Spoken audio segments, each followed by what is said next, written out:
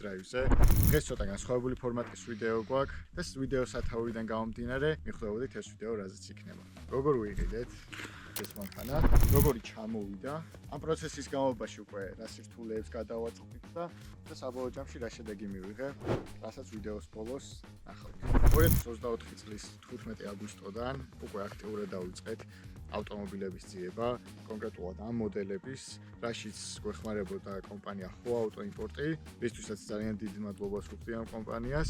ჩემი კრიტერიუმები ართულებდა ამ მანქანის ძიებას, გამდინარე იქიდან რომ უნდა ყოფილიყო მინიმუმ 2021 წლიანი, გამდინარე იქიდან რომ დაკიდების სისტემა სხვა უყენია, მულტიმედიაში სხვაობები იყო და მინდოდა რომ ყოფილიყო ბოლო გენერაციის ძრავი, და არ გამოდიოდა აუქციონზე მისაღები ვარიანტები.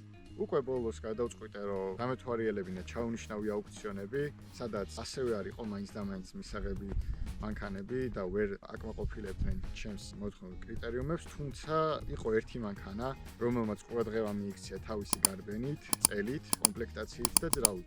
9000 ჰქონდა ამ მანქანას გარბენი, მაგრამ იყო ჩაუნიშნავი. ვინც აუქციონებში ვერ ერკვევით, გეტყვით რომ როცა მანქანა არის ჩაუნიშნავი, შეიძლება ის მანქანა გამოვიდეს ერთ კვირაში ან 6 თვეში.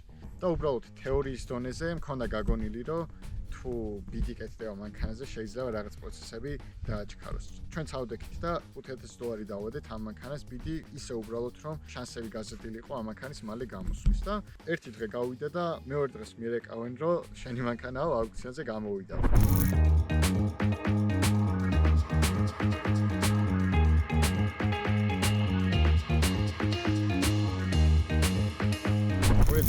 წლის 27 აგვისტო იყო, როცა ეს მანქანა გამოვიდა აუქციონზე და აუქციონი დაიწყო, მონაწილეობას ვიღებდით 2 ადამიანი, შევყევით ერთმანეთს და საბოლოო ჯამში დასრულდა ჩვენი გამარჯვებით და ეს მანქანა არის უკვე აქ. აუქციონის დასრულების შემდეგ სადაზღვევოს პასუხს დაველოდეთ, გამოგვატანა რა თქმა უნდა მანქანა, ეჭვს არ გვეყარებოდა. ამ ყველა ინფორმაციამ ერთად უკვე ნერვიულობის ავადიც გამიქრო, იმიტომ რომ 90%-ით უკვე ვიცოდი რა დაზიანებასაც მოვეოდებოდი ამ მანქანიდან. უკვე 3 თვის შემდეგ ჩემი მანქანა ჩამოვიდა ფოთის ტერმინალში და ჩვენც წავედით დასახვედრად.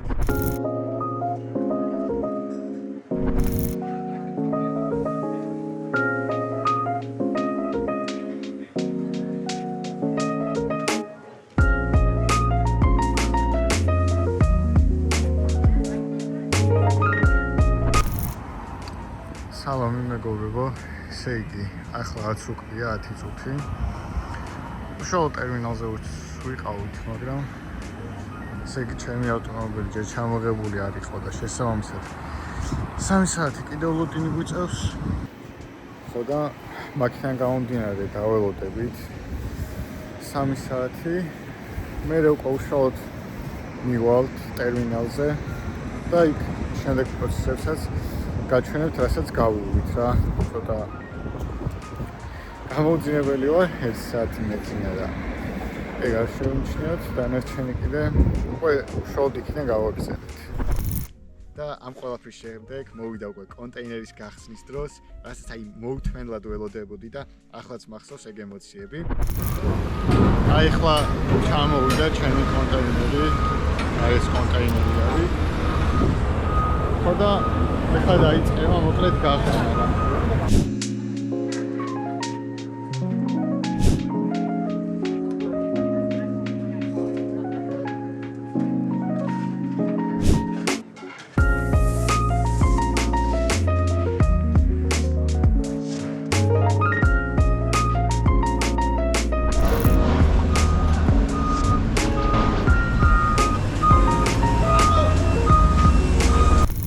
გახსნის შემდეგ უკვე შემდეგი ეტაპი არის კონტეინერიდან მანქანის გამოყვანა, დათვალიერება და სადგომზე გადაყვანა. მოკლედ ჩამოვიდა, სუპა უკვე საქართველოში არის. მაგალითად ჩვენ უკან დგას საწავარი არის უკვე. ქართულ მიწაზე დგას და მაგრამ მაინტერესებს რა წინა მხარე უფრო მაინტერესებს მე რეალურად და მოკლედ ნახოთ რა გამოყვანის კადრებსაც რა თქმა უნდა გადავიღებთ.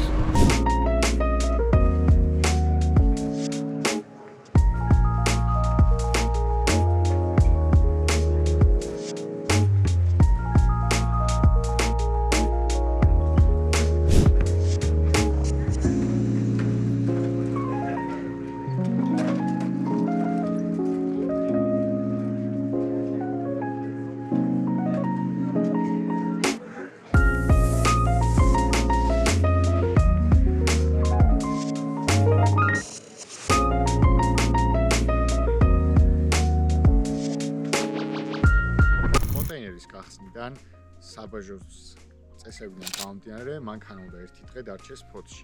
გამომდინარე აქედან ჩვენ წამოვედით თბილისში და შემდეგ უკვე დაველოდეთ, როდის ჩამოვიდოდა ჩვენი მანქანა ცენტრში. წამოყვანის ორგანიზებაშიც ძალიან დიდი მადლობა HO Auto Imports და ხვიჩას, რომლებიც ძალიან დამეხმარნენ. დაუსწრაფესად მოახდინეს ორგანიზება, რომ მანქანა სწრაფად ჩამოსულიყო თბილისში და მალევე დაგვეწყო ყველა საჭირო პროცესი. 26 ნოემბრის დილის 11 საათი იყო, ველოდებოდით ევაკუატორს, რომ მოსულიყო Toyota ცენტრი თეგეტაში. ისევ წვიმს, ეხლა ვართ Toyota ცენტრი თეგეტაში.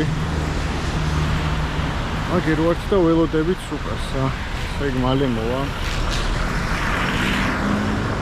და შეიყვანენ ეგრევე დასათვალიერებლად რა. და უშუალოდ როცა მოიყვანს ევაკუატორი, მაგასაც გადავიდა.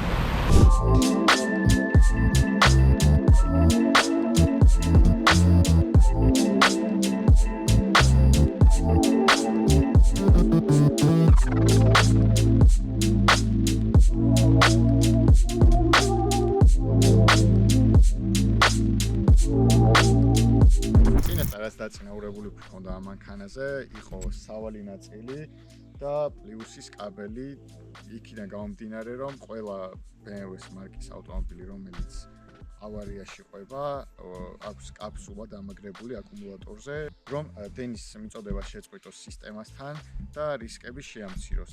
მაგის გარეშე მანქანა არ დაიქოქებოდა და პარალელურად სავალი ნაწილის გარეშე ამ მანქანის გადაადგილებაც შეუძლებელი იქნებოდა. სავალი ნაწილზე სხვათა შორის იმაზე უფრო ლაითი დაზიანება ჰქონდა, ვიდრე ვფიქრობდი.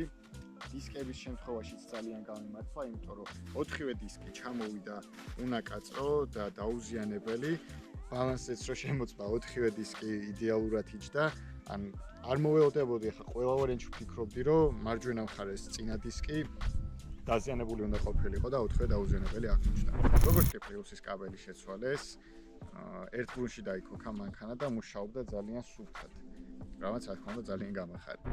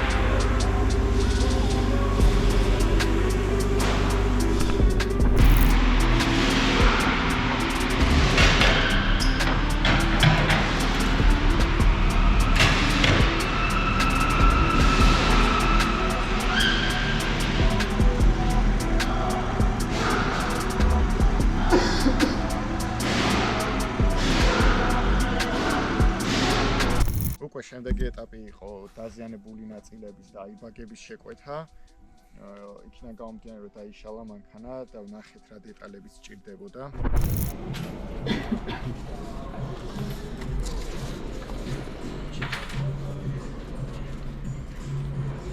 აი ეს პლასმასი იყო გატეხილი.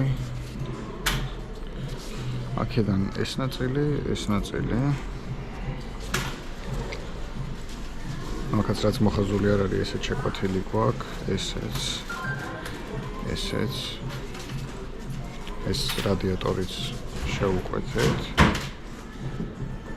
ეს მთლიანი, იმიტომ რომ ცალ-ცალკე იშლება. ეს ორი, ეს სამაგრი. ესეც იგივე. ვინც აუქციონზე ამ მანქანებს უყურებთ, ალბათ ხშირად ნახავთ, რომ ელემენტარულ დაზიანებაზეც აირბაგი აქვს გახსნილი. ეს გამომდინარეობს იქიდან, რომ წინა ფარის უკან დაჯახების სენსორი უყენია.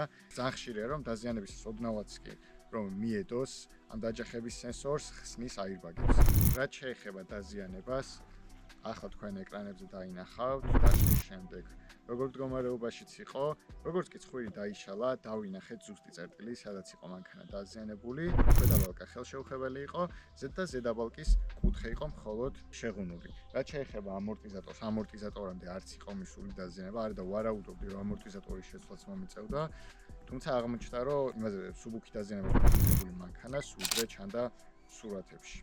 თუ გაინტერესებთ, როგორი გამოვიდა ეს მანქანა, ნაწილების ჩამოსვლის შემდეგ უკვე რა პროცესები გავიარეთ, თუ რა სირთულეებს წავაწყდით, მაშინ დაელოდეთ მეორე ნაწილს, სადაც უკვე ნახავთ, როგორ დასრულდა ეს მანქანა და რა გამოვიდა.